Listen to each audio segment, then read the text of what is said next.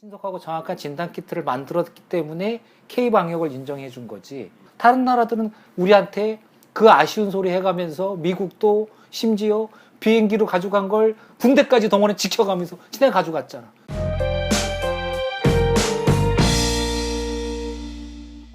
안녕하세요. 리더TV의 유승용입니다. 이장호 스탠 메디케어 대표님을 모시고 지금 그 코로나 상황이 한 1년 이상 지금 지나고 있는데 제발 이 정도에서 좀 물러가 줬으면 좋겠다.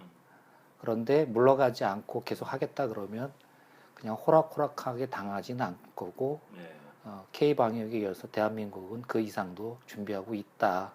그로 인해서 인터뷰는 안 했으면 하는 그런 상황이 안 벌어졌으면 하는 것 같았는데 근데 이런 상황까지 오게 됐네요. 700명까지도 최근에 이제 며칠 동안 나온 적이 있는데 지금 상황을 4차 대유행으로 그 조짐으로 또 바라볼 수 있는 상황인지 지금 좀 현 상황을 좀 진단을 좀 해주십시오.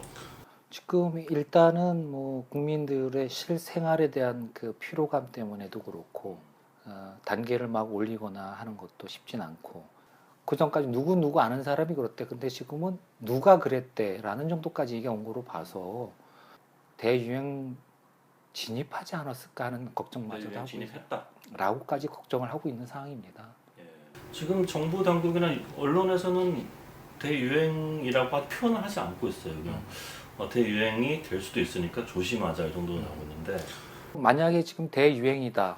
그러니까 단계를 올리겠다. 그러면 어떻게 될까요? 혼란은 더 혼란스러워질 거고 좀 격주로 학교라도 가고 그 힘든 상황에서 수능도 치르고 선고도 치르고 막 이런 상황이었는데 아마 단계를 올리고 대유행이란 말 한마디 자체가 사실 사회적 혼란이나 그로 필요하거나 현실 현업에서는 생계가 유지가 하는 것조차도 힘든 상황까지 가야 되는 거기 때문에 정부는 정부대로 힘들 거고요. 국민들은 이제 피로감이 너무너무 심한데 현실에 대한 부분을 우리가 시작 시점으로 다시 한번 돌아가서 마인드를 좀 다시 생각해봐야 할 그런 시점인 것 같습니다. 전문가들 입장에서 어쨌든 이 상황을 우리가 어떻게 좀 해결을 어쨌든 해야 되잖아요. 한 올해 좀 지나면 좀 나아지지 않을까. 백신 다 맞고 나면 다 없어지지 않을까. 기대도 하고 있는데 우리가 이걸 어떻게 극복할 거냐, 극복할 방법이 무엇이냐에 대한 부분을 묘안이 있어야 되는데 우리가 대한민국이 코로나 전국에 있어서 전 세계에서 K방역이라는 거 하나 가지고 이 정도까지 왔습니다. 그 뒤로 뭐 치료제도 하고 뭐도 하고 위탁 생산도 하고 별로 관심 없던 시절에 우리는 외국의 그 선진국들도 못하는 진단을 신속하고 정확하게 해내면서 전 세계에 대해서 스포트라이트도 받았고 그렇죠. 또 그런 업체들은 성장도 했고 그런데 지금은 용두사미식으로 진단하는 부분에 대한 부분이 그냥 지나가 버리고 K방역은 그 뒤로 한국은 그냥 뭐 열심히 하고 있다 정도지 한국이 전 세계에서 몇 번째다 한국이 뭐 하다 뉴스에 안 나오지 않습니까 이제는. 코로나 전국 처음에는 한국 뉴스가 다 했어요. 지금은 한국은 뉴스가 없어요. 왜 그럴까? 이 부분을 좀 생각해 봐야 될 거고요. 또 한 가지는 현행에서 그러면 백신을 다 맞아가지고 끝날 거다. 그거가 보이는 답일까요? 아니면 국민 모두가 그럼 일시당시 해가지고 우리가 뭐 으쌰 해가지고 끝내보자 라는 것도 느슨해졌고 힘든데 그렇게만 해가지고는 현실적인 대안이 없고 K방역을 시작 용두사미로 끝나지 않을까 하는 걱정이 되고 있습니다. 백신으로 지금의 어떤 코로나19를 막을 수 있는 대안이 될 수 있는가? 면역학에 기초돼서 나온 백신인가? 우리가 생각하고 있는 백신, 우리가 뭐 여지껏 맞았던 모든 예방주사라는 것은 예방주사를 맞으면 다음에 그 병이 왔을 때 내가 이겨낼 힘이 있어서 이겨낸다는 거지. 이렇게 어떤 짧은 시간 동안 이걸 맞고 또 맞고 해서 임시 방편으로 하는 걸 가지고 백신이라는 개념은 아니었다는 거죠.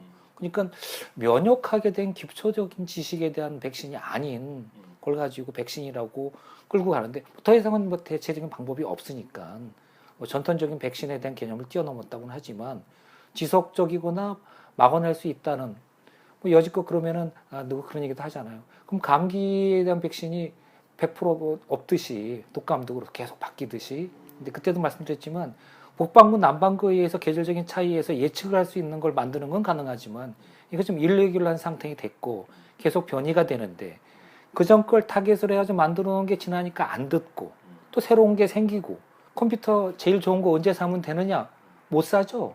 평생 못 살 거 아닙니까? 계속 사양은 좋은 게 생기니까. 백신의 참 재미난 얘기는 맨 처음에 이렇게 창고를 하는 전체 유행이 있지 않습니까? 그럼 뭐 D형이다, G형이다, 뭐 GR형이다, 뭐 501 변이다, 뭐 684 변이다, 484다 하게 되는데 부위별로 변이에 대한 부분, 그러니까 어느 부위에 가서 딱 잡을 수 있게끔 설계를 했던 게 그 시절의 저건데 얘가 회피 전략을 쓰다시피 해가지고 자꾸 변이가 틀려지니까 잡을 수 있는 포지션이 틀려진 거라는 거죠.